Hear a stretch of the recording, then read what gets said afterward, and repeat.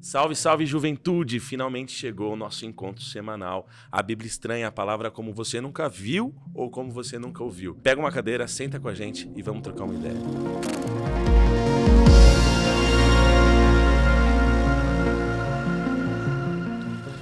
Bom dia, boa tarde, boa noite, você que está conectado com a gente de alguma forma, de algum lugar. Galera, a gente começa hoje um momento muito importante no nosso rolê, no nosso esquema, que é a Bíblia Estranha. A gente vai se reunir toda semana para trocar ideia sobre uma história, sobre algo que tem a ver com o tema de uma temporada. E a primeira temporada é Jesus caminhando na rua. São milagres na rua, são encontros na rua, fora de casa, porque o movimento esse ano está sendo na rua também. Para fora da igreja, para fora de casa, para a gente encontrar a realidade e as pessoas que Deus colocar no nosso caminho. E eu tô com uma família aqui do meu lado. Ficou bonito, hein? Bonito. Eu ia falar isso. Tô emocionado já, cara. Não. E foi um esquema não preparado. Não escrevi e foi de primeira. Super raro. Cara, Ó, deixa segurei as lágrimas. Amém. Ó, cara, dá pra perceber que eles estão nervosos pela postura. Olha isso aqui. Tô com uns caras aqui que vocês já conhecem da convenção. Eu vou começar com esse aqui, ó. Bom Você começo, vendo tá? ali? Bom começo. Vou começar com o pé direito. O nome dele é Arthur. Ele tem 33 anos, que nem eu. Que nem Jesus. Ele é o professor mais querido de Hortolândia e região. Certo? E a galerinha diz o quê? Diz uhul. Eu ia falar amém. Eu ia falar maranata. E ele tá vestido com seu ursinho carinhoso, ursinho confortável, ursinho de veludo, feltro. Alguma coisa do tipo. Muito bem, Arthur. Esse aqui, à esquerda do Arthur, nós temos o Lúcio. Lúcio é o homem brilhante da turma. Todas as ideias e sacadas da leitura saem dele. A gente só copia. A gente Só interpreta A aquilo. gente bebe dessa fonte que é o Lúcio. Exatamente. Vocês vão entrar nessa, né, seus safados? Não, agora a expectativa tá lá em cima, cara. Eu só vou falar bobagem. E o Lúcio, ele é pastor de jovens da igreja do NASP São Paulo. Boa. É pastor universitário também, cola com a gente, irmão nosso. E à minha direita tá o Gustavo, que ele é publicitário, pai do Noah, esposo da Carol. O Lúcio é o esposo da Lari, esposo da Carol é o Gustavo. E ele é capelão ali também no mesmo lugar do Arthur, onde o Arthur é professor de religião, lá em Hortolândia. Um saudoso IASP. IASP. E ele carrega os seus óculos intelectuais. Que faz Só os óculos mesmo. que faz a gente confiar em tudo que ele fala. Bom, essa é a nossa turma. Como sempre, quem preparou isso, cara, quero dar um salve aí para a comunicação aqui da Paulistana. Tá bonito. Tá muito bem montado. O João, o Rafa estão aqui com a gente gravando. A Gi também, a secretária. Estamos junto do JA, caminhando junto da Paulistana. Galera, vambora? Vambora então? Bora nessa. Ó, são vários episódios e a gente começa com a história do jovem rico. A gente tem essa história em 3 evangelhos e a gente vai começar com o evangelho, ou a gente vai se concentrar no evangelho de Lucas. Boa.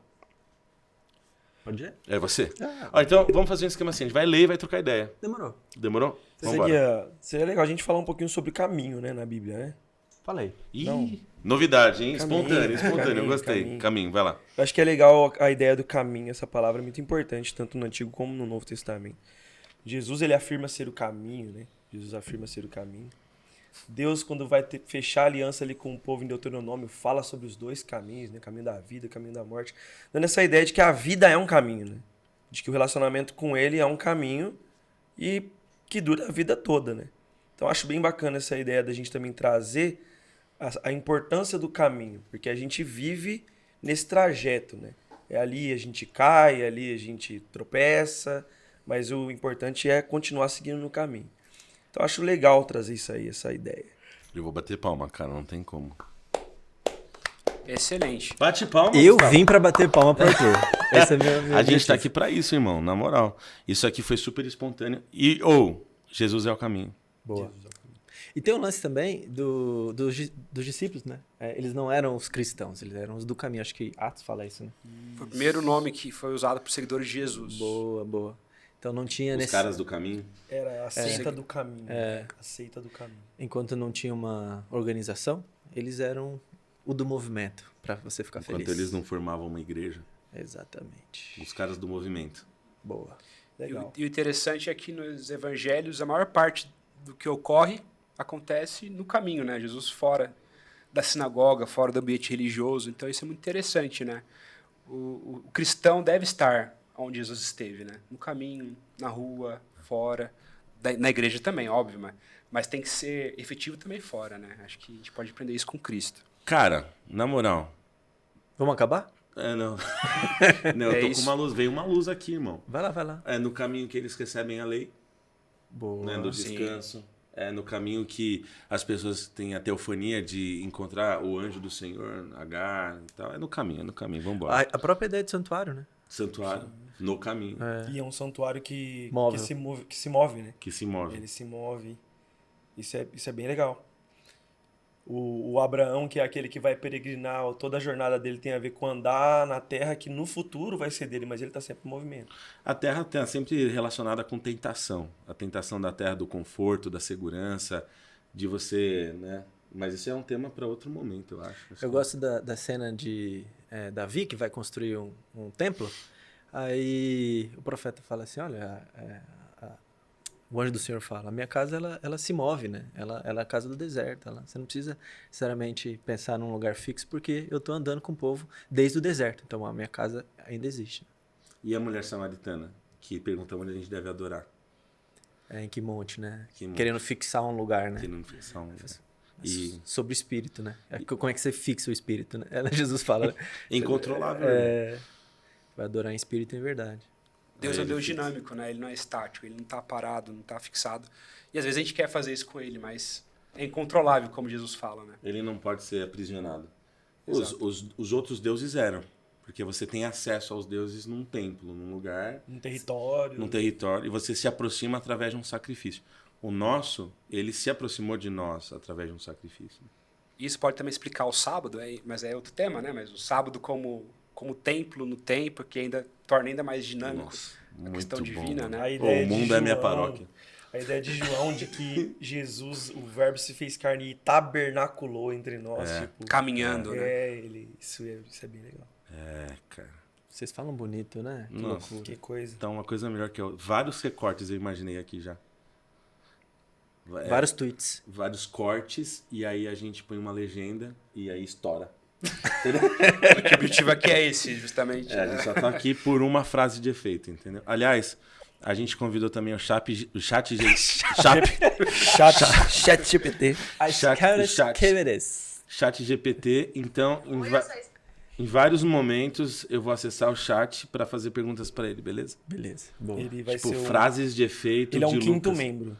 Ele é o quinto membro, ele é o único inteligente. Beleza, Lúcio, Eu. vamos ler então? Vamos. Vambora. Certo homem, Lucas 18, verso 18, de posição, perguntou-lhe, bom mestre, que farei para herdar a vida eterna? Respondeu-lhe Jesus, por que me chama de bom? Ninguém é bom, senão que é Deus. Tá aí uma boa resposta. Enfim, verso 20. Sabes os mandamentos. Não adulterarás, não matarás, não furtarás, não dirás falso testemunho, honra teu pai e tua mãe. Replicou ele, tudo isso tenho observado desde a minha juventude. Ouvindo Jesus, disse-lhe, uma coisa ainda te falta. Vende tudo que tens, dá aos pobres e terá um tesouro nos céus. Depois vem e segue-me.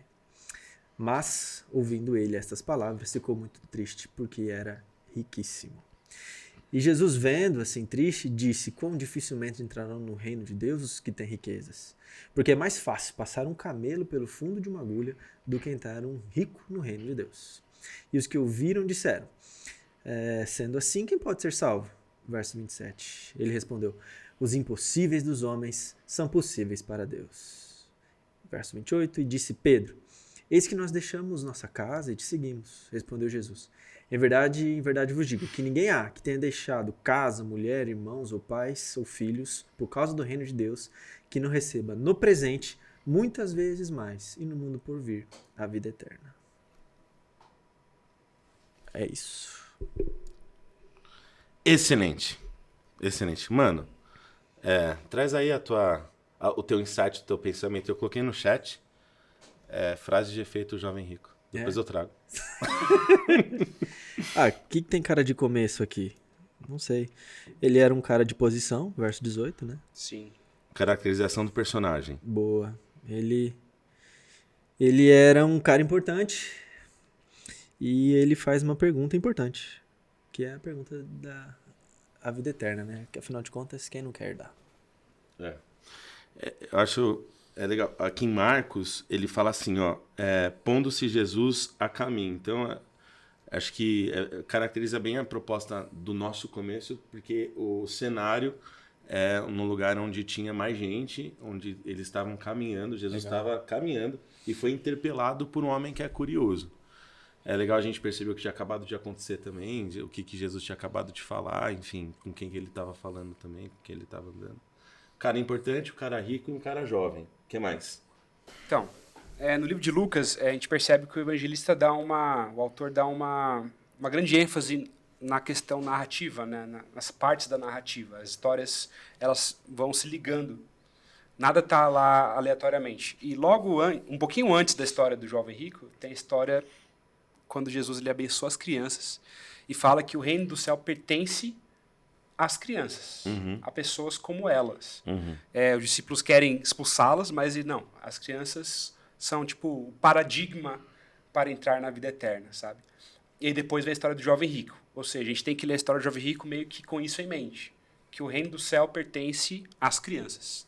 E aí, como assim? Qual é a relação disso com o jovem rico? Acho que é bem Como importante. se fosse uma ideia de oposição, talvez? Talvez. Ou seria uma oposição ou uma afirmação. Entendi. Que vai vir a seguir. Que Jesus tinha acabado de dar um modelo e ele pergunta, eu sou que nem esse modelo, talvez? Pode ser. Uma pergunta, porque não parece que é, né? Beleza, o que mais? Essa ideia do fazer algo para herdar a vida eterna, né? Que a gente sempre fala, tipo, você não faz nada para ser herdeiro, né? Ou você nasce herdeiro, ou você... Acabou, você não vai ser herdeiro, né? Então essa pergunta, ela coloca como centro o ser humano, né? O que eu faço para herdar? Como eu faço para alcançar? O que vai contra a ideia bíblica de graça, né? Onde não é porque você faz, é porque Jesus fez. É porque Deus fez, é Ele que te garante, é Ele que te dá. Então eu acho que a pergunta dele, ela é a pergunta de muitas pessoas hoje em dia. Onde a gente sempre tá tentando buscar, alcançar, o que faço, como faço, quando faço. Que são perguntas importantes, mas não são o centro, né? O centro é ele, né? Então é como se a minha ação fosse só uma resposta ao que ele fez. Né? A ele ter me dado a vida eterna. Ele ter conquistado ela para mim. Não eu fazer algo para alcançar. Aquele lance que você faz em resposta, o porquê porque a vida eterna me alcançou, eu faço, e não para alcançar a vida. Eu fico pensando nesse lance de herança, é um lance de paternidade. A gente deixa a nossa herança para os nossos filhos. E a gente, como você trouxe, a gente só... O que a gente tem que fazer para alcançar a herança? É matar o pai. Para alcançar logo a herança, né? Ou, enfim, ela é gratuita, ela acontece de forma automática, de forma natural. Eu vejo aqui, por exemplo, Jesus dizendo assim, ó, o Lúcio leu o relato de Lucas, em Marcos está falando no 24, quando Jesus exclama, depois de estar triste com a conversa, ele fala assim, filhos, como é difícil entrar no reino de Deus. Como é difícil, enfim, essas pessoas entrarem assim, que pensam dessa forma, se considerarem do reino de Deus. Mas ele chama a galera que estava ouvindo ele, que estava acompanhando ele, de filhos. Então, tipo, era uma coisa difícil do jovem rico se ver como filho, não merecedor, mas, enfim... Não se vê como filho. Né? Possuidor da herança. Exato. Tipo, a herança me pertence. Eu preciso alcançar, né? Eu preciso conquistar, preciso merecer. O filho não precisa alcançar a herança, ele tem. E isso entra em paralelo com a ideia, o Gustavo falou de contexto. Antes de Jesus abençoar as crianças, tem a parábola do fariseu e do publicano, né? Sim. Que também você tem ali um diálogo onde você tem um fariseu fazendo uma oração onde ele merece pelas coisas que ele faz, onde ele vai enfatizar o que ele faz, né? eu jejuo 2 vezes por semana, eu dou o dízimo de tudo que eu ganho, e não sou igual ao publicano. Então, a ênfase dele é no que ele faz, Merecimento. né? No merecimento. E na sequência você tem as crianças, que uma criança, né, faz, né? produz, tipo, e depois você tem um jovem rico. Parece que essas histórias estão encaixadas dessa maneira com um propósito, né? Com essa ideia da gente estar observando meio que um padrão. Sim. Um padrão de pensamento. Aqueles que entendem que merecem, que fazem para alcançar, para ganhar algo. E aqueles que simplesmente são filhos, são crianças e beleza. Filhos, crianças, né? Eles E estão no esse mesmo bloco. é um tema que já apareceu antes, Lucas, também, na parábola do filho pródigo, né? Que é totalmente sobre paternidade, sobre se entender como filho ou não, se entender como filho herdeiro ou não, né? Que o filho mais velho tinha esse problema.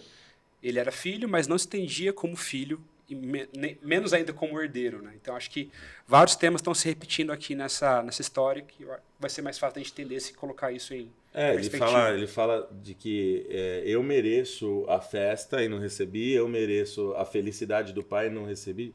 O pai está em dívida comigo. Né? Não ganhei nenhum cordeiro pra eu festejar com os meus amigos. Porque eu mereço esse. Eu fiquei até aqui. Nunca transgredi um mandamento. O nome disso é credor, quando o cara empresta?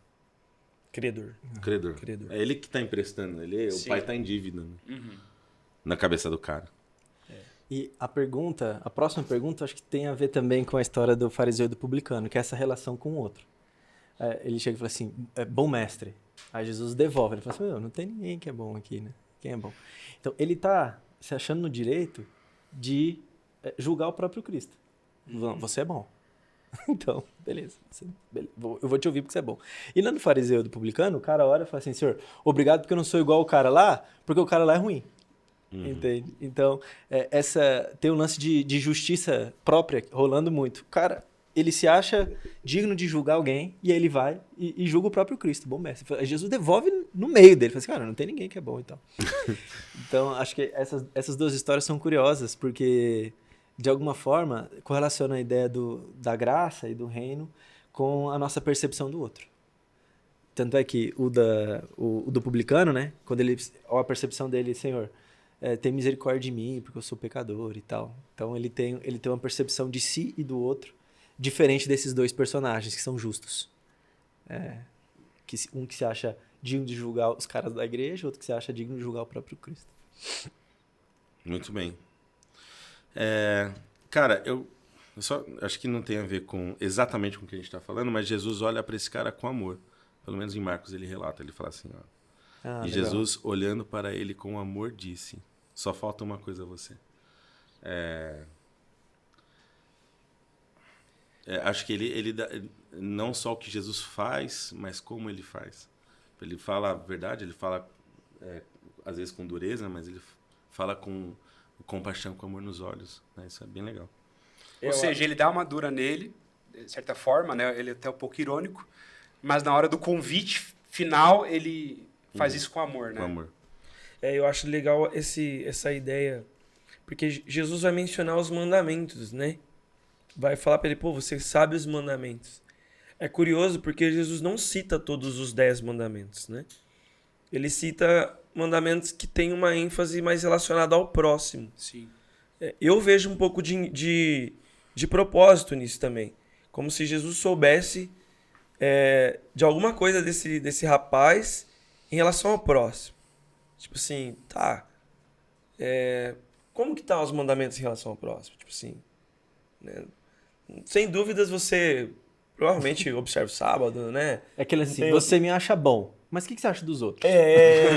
E os outros? Tipo assim, como tá isso aí? E ele vai falar que ele tem observado. E me parece que quando Jesus fala para ele vender tudo que ele tem e dar aos pobres, eu sei que tem muita gente que entende esse texto falando assim, ele deveria tirar o coração dele daquilo que é material e tal. Mas não é um convite que Jesus faz para todo mundo, entende? Me parece que tem muito mais a ver com os pobres, porque quando eu junto essas duas coisas, sabe? Os mandamentos em relação ao próximo, e aí, então vende e dá aos pobres. É como se ele falasse, então se você tá amando o próximo, então vende e dá aos pobres. É como se Jesus falasse assim, não, você não tá guardando. Você não tá observando tudo. Você não... Como o Lúcio falou, né? Eu sou bom, legal. Já sei teu pensamento sobre Deus, sobre o sábado, sobre... Você provavelmente não tem outros ídolos, tá tudo certo. E, mano, quando a gente fala assim de, tipo, a relação dele do próximo, eu acho que tem uma ironia também na fala de Jesus quando ele diz assim, só tá faltando um. Porque, na verdade, a sensação que dá, depois que a gente pensa nisso, é que esse um que falta é meio que tudo.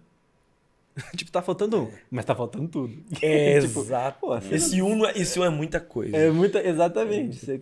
É a essência da lei, né? exatamente. É o outro, o próximo. Você tá cuidando, você tem... Como é que você tá enxergando o outro? Então, não é só um. Acho que tem um elemento de ironia aí também.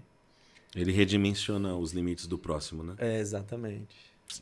Muito mais coisa do que ele achava que era. Eu acho legal, porque aí ele vai falar do tesouro no céu. Né? Você vai ter um tesouro no céu. Quando você vai para Mateus, você vai ter esse mesmo relato. E em Mateus, no Sermão do Monte, Jesus fala, né, sobre a gente ajuntar tesouro no céu, não na terra. Só que não explica o que é ajuntar tesouro no céu. Então eu acho que esse texto dá uma pista, né? Ajuntar tesouro no céu é cuidar de gente, né? É você amar o próximo, é quando você faz pro próximo. Você tá juntando no céu. E depois que ele troca ideia com o jovem, o relato continua.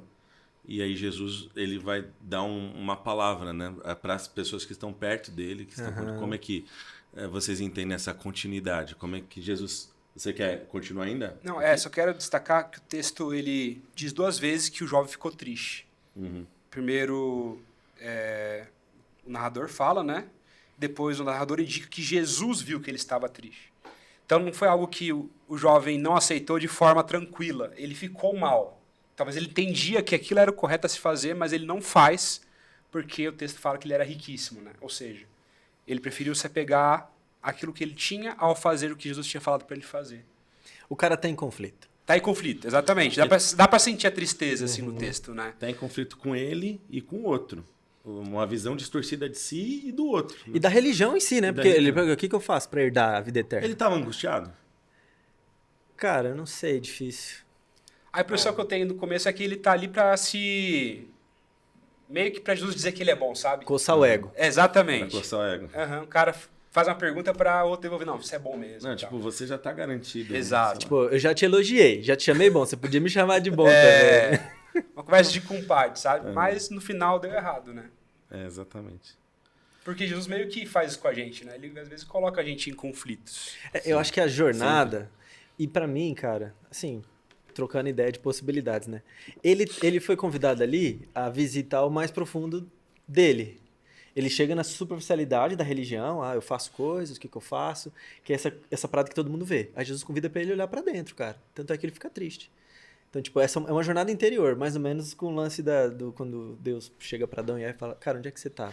Tipo, ele tem que visitar a sua fragilidade. Ele tem que se expor ali, de alguma forma. Olhe pra você é isso que você tá dizendo mesmo? Exatamente.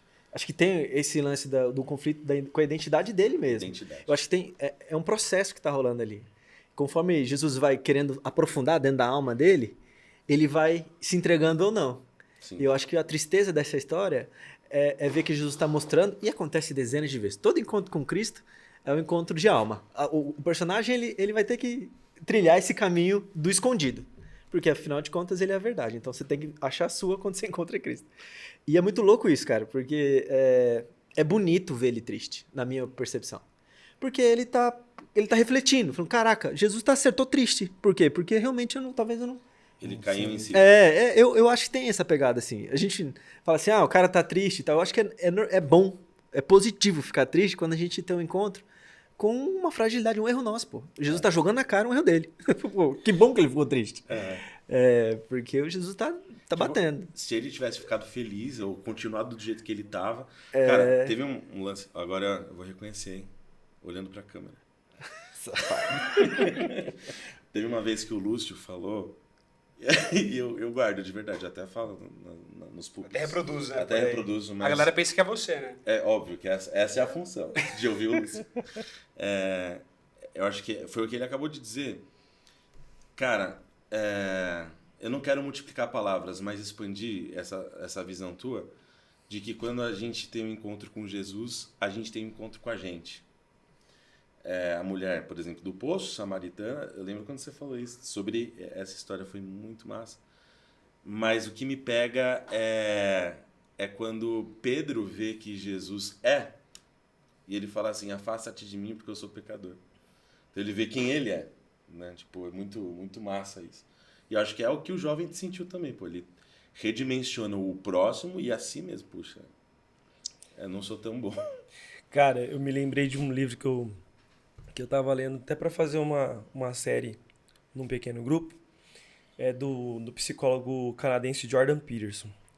Ele fala, cara, sobre ordem e caos. E ele fala que ordem e caos são coisas intercambiáveis, né? Tipo, a ordem é aquilo que é fixado e o caos é a transformação, né? Então ele fala assim, pô, não tem nada que esteja fixado, tão fixado que não possa ser transformado. E nada que esteja transformado, que seja variável, que não possa ser fixado. Eu lembrei disso porque o jeito que o Lúcio falou é como se Jesus ele trouxesse essa transformação que ao mesmo tempo é um caos. O encontro com ele é um violento, caos né? pessoal. Tipo assim, é violento. eu olhar pra mim e ver coisas que eu não quero ver em mim, cara.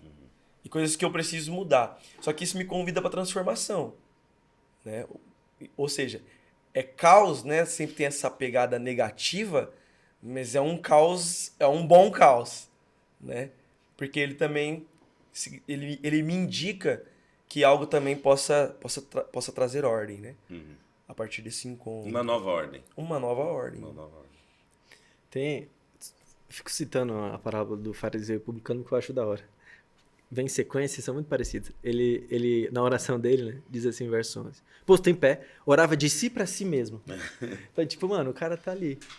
Retroalimenta o eco da sua voz, o eco da sua voz. Né? Orava pra si, parece. Ele fica girando em torno dele mesmo. Falando pra ele mesmo. Ele não tá falando nem com Deus, ele tá falando com ele. Isso é um Essa negócio é a muito oração louco. que não passa do teto. Porque o cara tá ali, mano, só se retroalimentando naquela loucura. E esse encontro com Cristo incomoda. É esse incômodo da tristeza que para mim é bem positivo. Porque você não encontra afirmação. Você não encontra eco. E tipo... Um coçar de ego, né? Exato. Tipo, um tapinha nas costas de Jesus, falando, pô, você tá mandando bem. Você não encontra isso. Exato. E tipo Você assim, encontra uma marretada. Você é um isso nos excelente. leva a pensar, tipo assim, quem é o cara que conseguiria... Quem é o ser humano que conseguiria, tipo assim, essa afirmação de Deus sobre o quão bom ele pensa ser? Porque não tem, cara. Tipo, não tem. É como o Lúcio disse. É se aproximar dele, como Jesus fala isso para Nicodemos, né? Quem se aproxima de mim se aproxima da luz, e quem se aproxima da luz, a luz ela revela. Ela revela quem você é.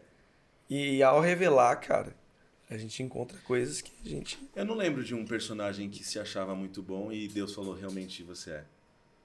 Ah, não tem, né? Difícil, né? É difícil, cara. Lembrei de Jó, né? Mas até Jó leva umas... Não, e Jó também... enfim. Quando Só o Jesus- chat GPT pra ter essa resposta. Então, Será? Eu tenho aqui o Chat personagem... GPT aqui. pode nos ajudar. Frase de efeito do jovem rico. Não, elogios de Jesus, coloca aí. Posso só ler a frase? Ah, por favor. Aí, ó, você pode twittar. Desculpa, eu não tinha entendido, mano. Foi mal. Não. Transforme sonhos em metas, obstáculos em oportunidades e juventude em riqueza. Toma. Pois isso aqui se... Jovem rico. Quem escreveu isso? Isso aqui é o jovem Faria Limer. Mas- O que é pra gente perguntar pra ele? Ah, nem lembro. Elogios de Jesus. Elogio. Mas voltando para o texto, algo que me chama a atenção nos evangelhos é como Jesus ele perturba essa galera que está confortável, mas também como ele conforta as pessoas que estão sofrendo, né?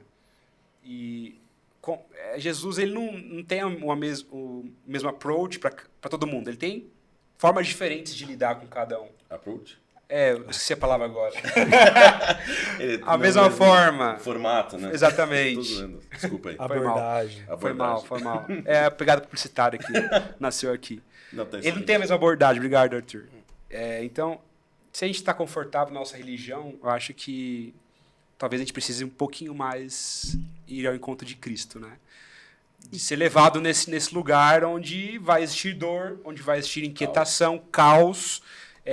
Mas é necessário, cara, porque a gente não é perfeito, a gente tá em construção, a gente tá no caminho, né? A gente tá no E, caminho. mano, No eu caminho. acho que é um desconforto também com a maldade que existe em nós. Exato, não é desconforto do bem, né? Daquilo que realmente é. precisa ser mudado. Que é aquele lance do Caim, né? Quando Deus fala assim, cara, se você proceder bem, você vai ser aceito.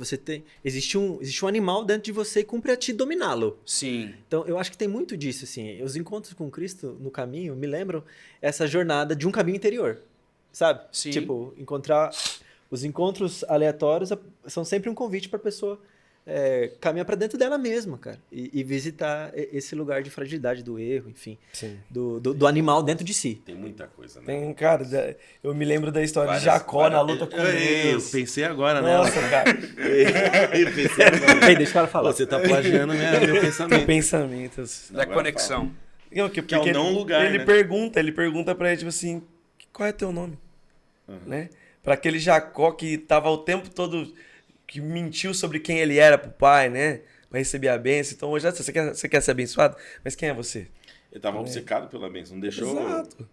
Você vai falar pra mim que você é um enganador? Você vai falar pra mim que teu nome é enganador? que você tem dolo. Exatamente. E, tipo assim, isso dói. Dói. Isso dói, né? Se aproximar de Deus. Vai lá e traz seu quinto marido. Exato. Cara, Quem é que quer? Não. cara. Mas eu não vou, né? Não Entendeu? quero falar desse assunto. É muito melhor, não. Eu quero só ir. Não, eu quero só ir pra igreja, pô. Cantar um louvor, falar amém e. Cara, tá tudo Agora, certo. vocês podem discordar. E discordem, por favor. Nunca Eu- farei isso. Eu discordo. Jamais faria isso. Isso, então. Eu discordo que discordarei. Cara, a gente tá batendo no jovem. Coitado. Todo mundo aqui tá batendo no cara. A gente também é como esse cara. Eu só não sou rico, quando- né, mas Nem muito jovem mais. nem mais A tão gente só jovem. tem as coisas ruins do jovem, né? E nem jovem a gente é tanto, eu acho. Mas o lance dele, de Jesus olhar com amor pra ele, me lembra Jesus olhando com amor para as pessoas que não sabem o que fazem, sabe? Com essa misericórdia, com essa piedade, assim, tipo... Ele vê que o jovem não sabe como ele realmente é, ele vê que o jovem está perdido, mas não queria ignorar o fato de que Jesus está falando tudo isso. Ele está revelando quem ele é com os olhos amorosos. Porque quando os homens fazem isso, quando os homens revelam quem os outros são, Tem um jeito de fazer isso. é com violência. Pô. Eu me lembro a mulher de João 8, ela foi arrastada do jeito que ela estava. Exposta Ela foi de uma exposta. maneira vergonhosa. Então Com ela motivações questionáveis. Exatamente.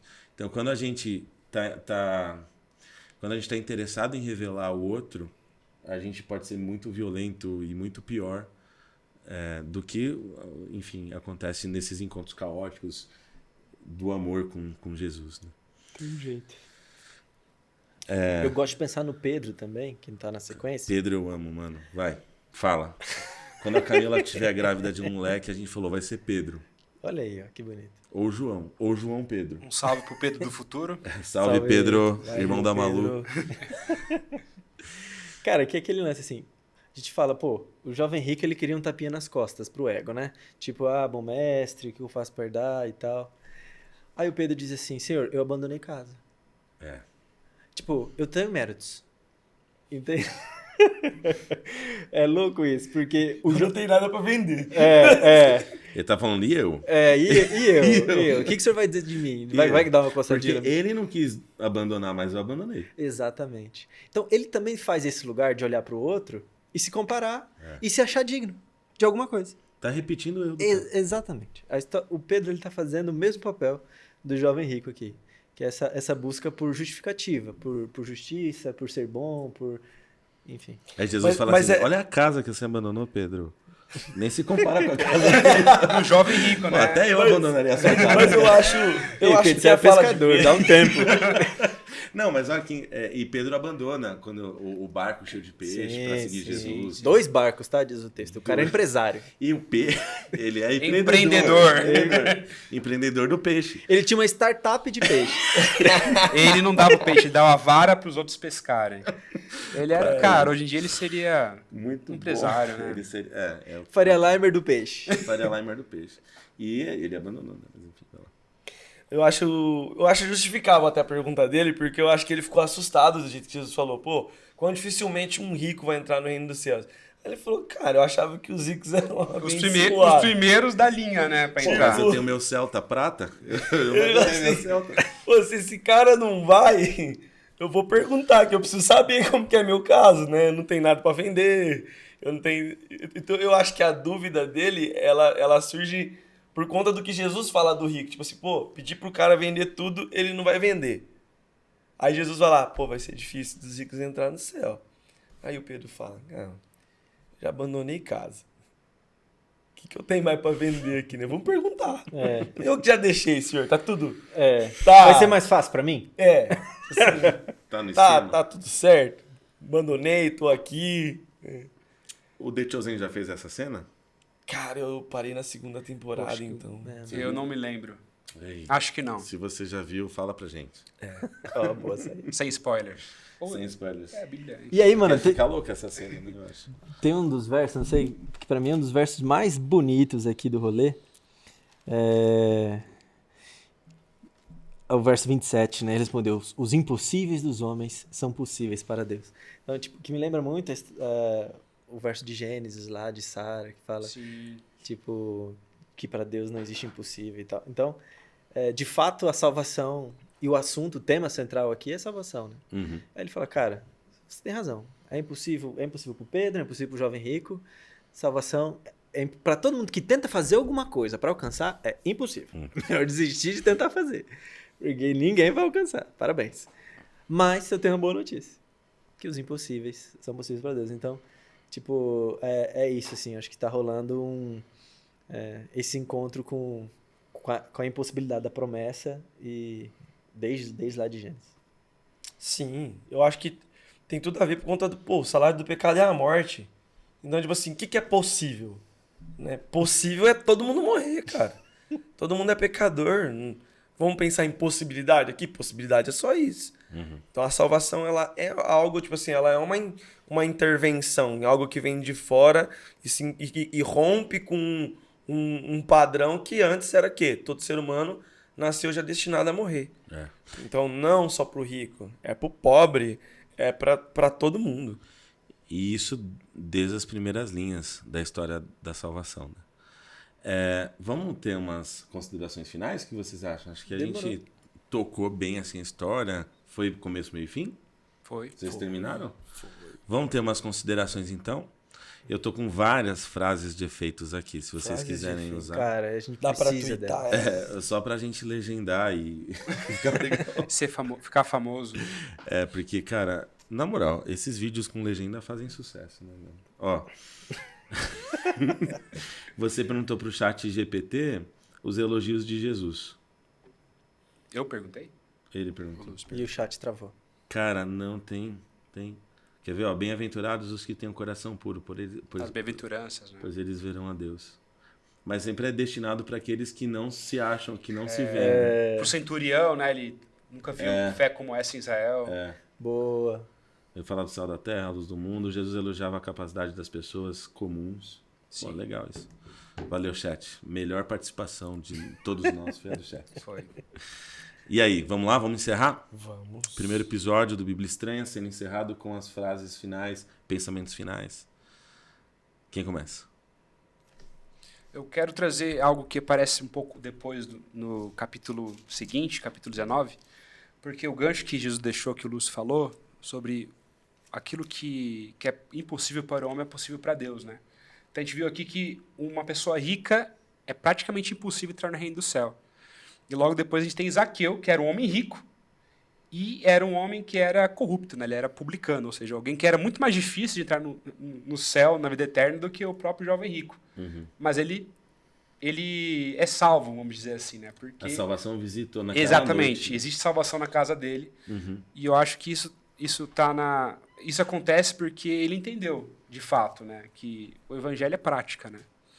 O evangelho não está destinado apenas à nossa intelectualidade, a entender coisas, mas a colocar coisas em prática, principalmente aquilo que envolve o amor ao próximo, né? Essa abnegação em direção ao próximo.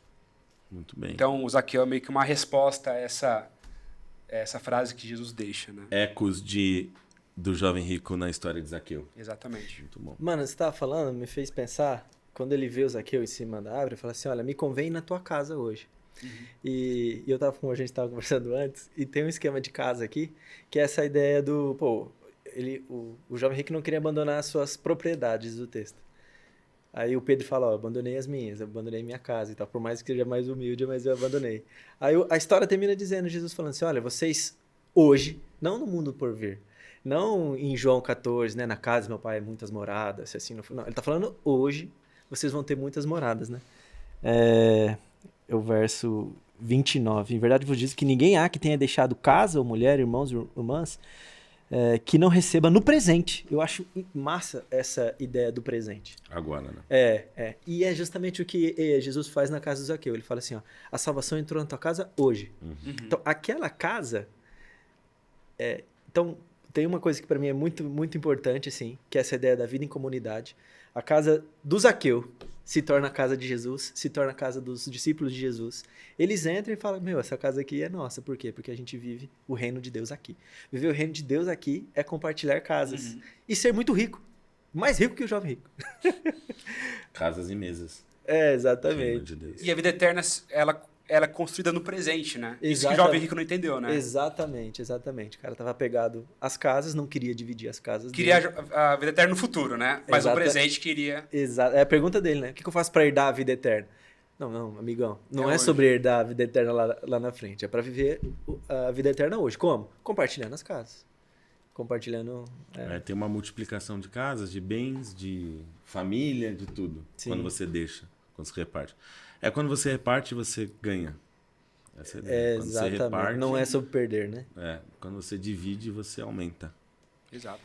Eu queria só enfatizar essa ideia, né? De que a gente muitas vezes queremos evitar aquilo que incomoda. Esse caos que é o encontro com Deus. Bem como queremos evitar críticas e tal. Eu acho que é muito importante nós entendermos, cara, que no caminho, nesse caminho, isso é necessário. Porque o caminho, tem uma frase que eu gosto bastante, né? O caminho, ele muda aquele que caminha, né? Então, tipo assim, se Jesus é o caminho e eu ando por ele, é inevitável. É inevitável essa transformação. É inevitável o incômodo. É inevitável. Porque o caminho, quando você pensa no caminho como metáfora, né? Esse caminho nunca é igual, né? Você vai pegar a estrada para ir para outro estado ou para outra cidade, você pega um pouco de caminho bom, igual a gente estava vindo para cá, né? Pegamos chuva, às vezes o trânsito um pouco mais fechado. Então ele nunca é igual. Ele nunca é igual. Então não tem como manter essa estabilidade, tipo assim, pô, queria ficar até o momento da minha vida eterna manter minha riqueza. Talvez dê, cara, mas talvez não. Entende? Então eu acho que a gente entender como que a vida ela é complexa, como o caminho é complexo, pode nos ajudar a não querer evitar, né, essas dificuldades, esses embates, esses confrontos que nós vamos ter, não só com a palavra de Deus, mas a palavra de Deus faz com que a gente se confronte. Um confronto com o meu eu, que eu preciso encarar, que eu preciso reconhecer e que eu preciso entender que, sim, tem coisas que precisam mudar, tem coisas que precisam ser transformadas. E é só quando eu me jogo, me lanço no caminho, que isso se torna possível. É o que aconteceu com Zaqueu, porque a salvação teve um efeito prático, visível, que ele se arrependeu, ele devolveu, deu para perceber, né? Deu para ver o que aconteceu quando Jesus visitou a casa dele, quando ele aceitou essa visita, enfim, quando ele estava disposto a isso. Muito bem. Então a gente está terminando. O último comentário me lembra, cara, a gente se vê nessa história, a gente tem dificuldade de se enxergar e a gente pede que luz seja jogada na nossa vida para a gente conseguir ver quem a gente é. Me lembra dos outros encontros no caminho de Paulo. Estava no caminho, encontrou, e ele falou que o amor é constrangedor, violento. E ele mesmo diz que quando ele se define quem eu sou miserável, quem me livrará do corpo dessa morte? E quando a capacidade do encontro com Jesus de transformar o cara que se achava muito bom e trazer tristeza porque ele realmente não era muito bom. E o cara que se acha muito ruim, miserável, trazer a possibilidade de inverter essa lógica, porque quem poderá separar, no capítulo 8 de Romanos, quem vai poder me separar, quem pode me separar do amor de Deus. Então, ao mesmo tempo que eu sou miserável, que eu sou pó, de alguma forma ele redefiniu esses valores. Bom, vocês querem citar mais uma coisa? Muito bem. Nós chegamos ao final da nossa primeira conversa da Bíblia Estranha. E na semana que vem a gente vai falar sobre a filha de Jairo e de Jesus, a mulher ensanguentada, de Marcos capítulo 5, no versículo 25 a 34. Então a gente está preparado, a gente vai conversar sobre isso. Ao longo da semana você pode... a gente vai abrir caixa, você pode perguntar, a gente vai te convidar para a nossa conversa e vai, enfim, comentar os comentários, tentar responder uma pergunta ou outra, ouvir o que vocês têm para dizer. Beleza, gente? Então, valeu, é isso. Que vocês tenham uma boa semana. A gente se vê semana que vem. Valeu, gente. Obrigado.